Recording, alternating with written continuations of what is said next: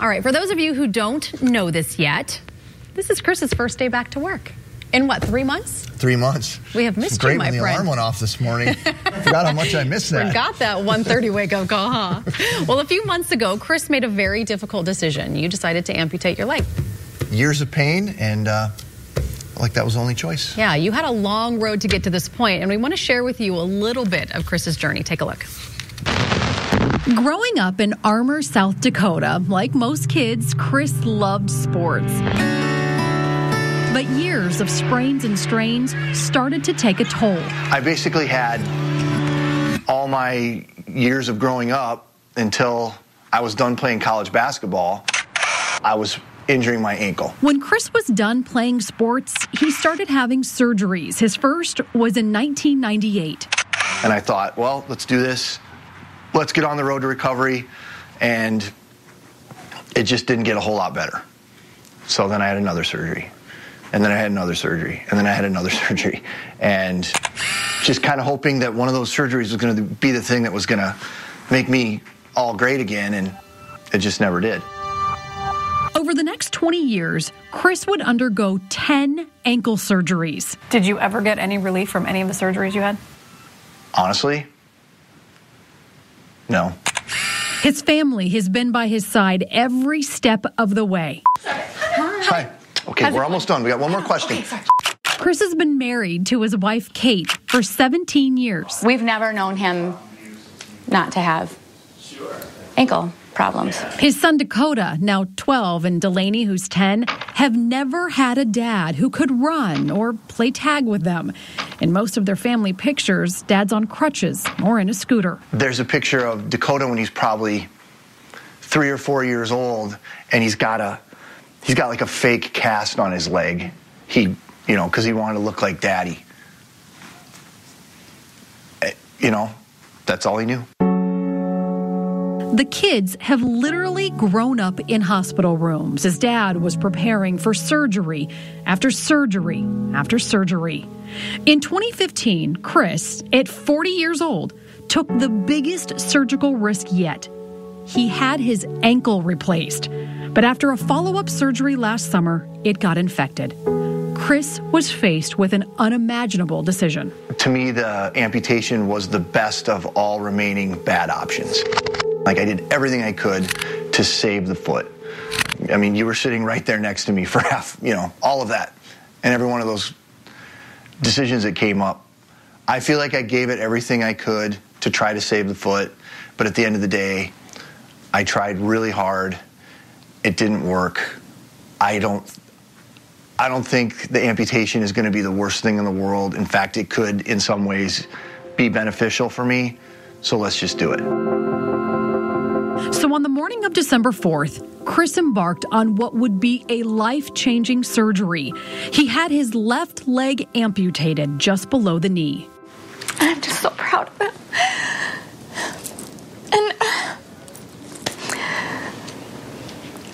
the amount of courage that it's taken for him. You get married, you sign up, it's going to be great. And marriage is hard. And you have no idea what that is going to bring. In the 3 months since his surgery, Chris has had to relearn everything. Start with 2 hands. Hold it here. Squeeze. Hold.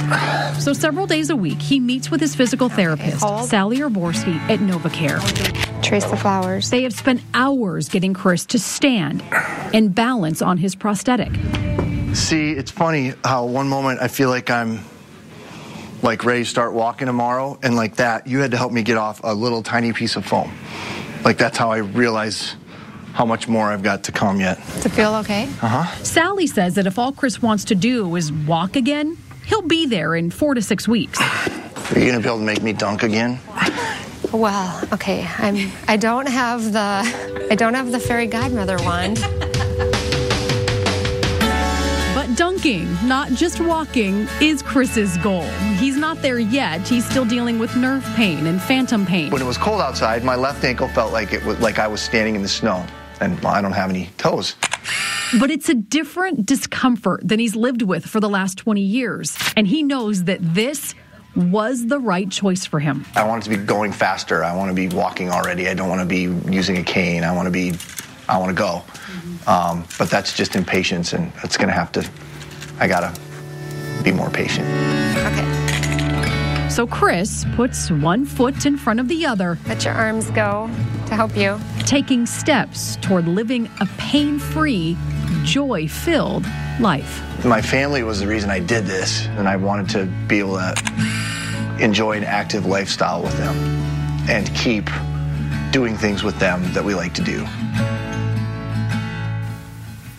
Well, that was a nice story. Thank you. I didn't watch it last night because I was sleeping. And you already are doing things that you haven't been able to do with your family. I mean, yes.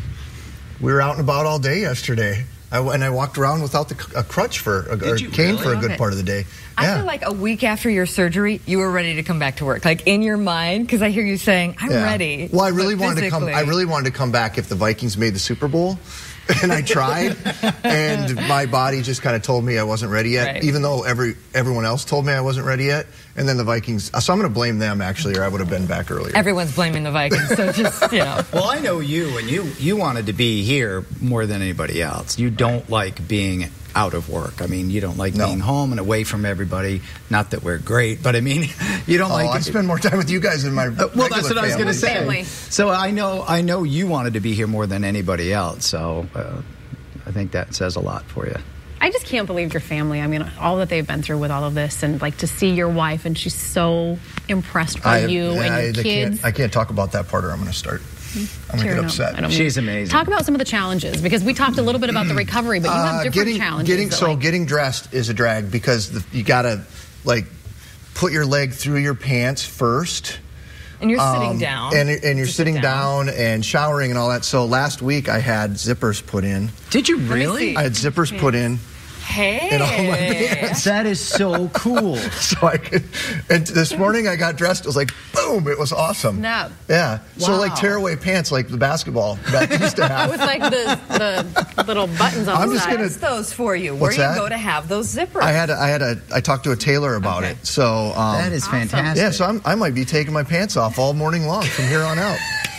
That's a warning. Get the kids out. When the pants start to unzip, you're like, oh God, what's happening here?